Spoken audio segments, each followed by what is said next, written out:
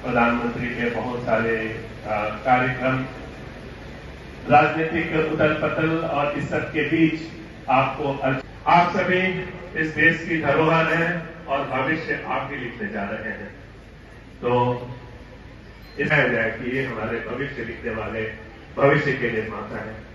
तो पूरी शक्ति के साथ आइए, पूरे मेडिकल के क्षेत्र में जाइए, इंजीनियरिंग के क्षेत्र में जाइए, कृषि के क्षेत्र में जाइए, सामाजिक उत्थान के क्षेत्र में जाइए, हर जगह अवसर है। सारी दुनिया करती है और देश के सभी लोग कहते हैं कि रोजगार থিয় হৈ কথা কবৰ কাৰণে যে মানুহ আহে, এই কথা কবলৈ লওঁতে আমি বহুবাৰ ইয়াক চিন্তা কৰিবলগীয়া হয়। এবাৰ আপোনালোকৰ দৰে মই যিখন মহাবিদ্যালয়ত পঢ়িছিলো, সেই পঢ়ি থকা মহাবিদ্যালয়খনত এনেকুৱাকৈ এখন সভা হৈছে। সভাখনৰ শেষৰ ফালে মই বহি আছো।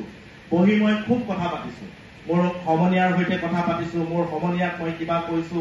দিনটোৰ মোৰ মন মগজুত ক্ৰিয়া কৰি থকা যিমানবিলাক জমনি কথা, যিমানবিলাক আহিৰ খুৰাক দিব পৰা কথা, যিমানবিলাক নেপাতিবলগীয়া কথা, সকলোবিলাক কথা মই সেই মিটিংখনতে পাতি শেষ কৰিব বিচাৰিছো লগৰবিলাকৰ লগত। আৰু সেই সময়তে এগৰাকী শিক্ষকে এই ঠাইখনত থিয়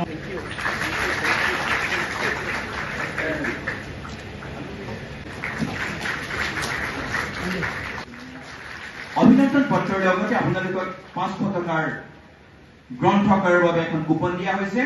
আপোনালোকে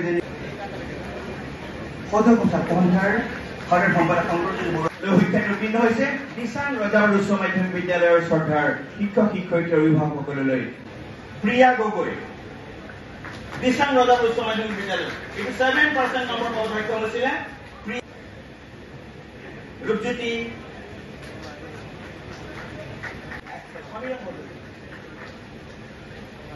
টকাৰ এখন কুপন দিয়া হৈছে। শিৱসাগৰ টেম্পল ৰোডত থকা জ্ঞানম বুক ষ্টলৰ পৰা নম্বৰলৈ যাও কলহা এটা উইকেট উত্তীৰ্ণ হৈছে।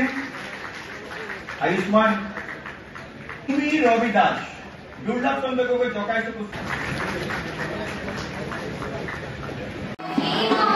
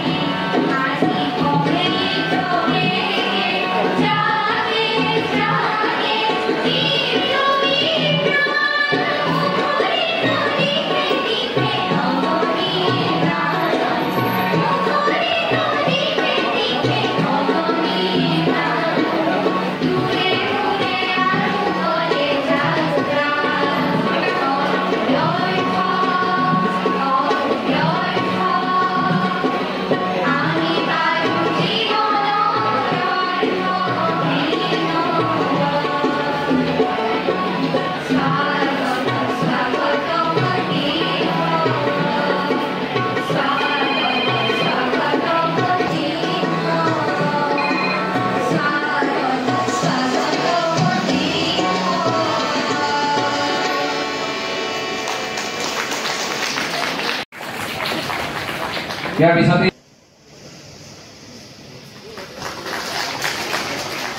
ইয়াৰ পৰৱৰ্তী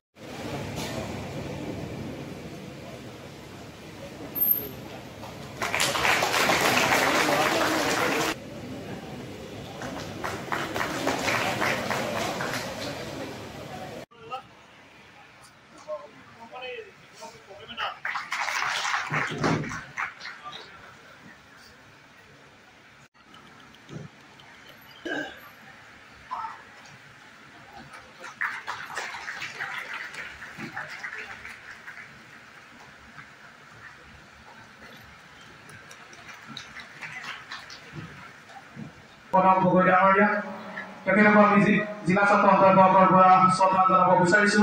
মই শ্ৰদ্ধা জনাবৰ বাবে জিলা ছাত্ৰ সন্থাৰ কাৰ্যনিৰ্বাহক সদস্য গোপাল দাস আৰু শিৱসাগৰ আঞ্চলিক ছাত্ৰ সন্থাৰ সভাপতি মানৱ প্ৰদীপ বৰুৱা।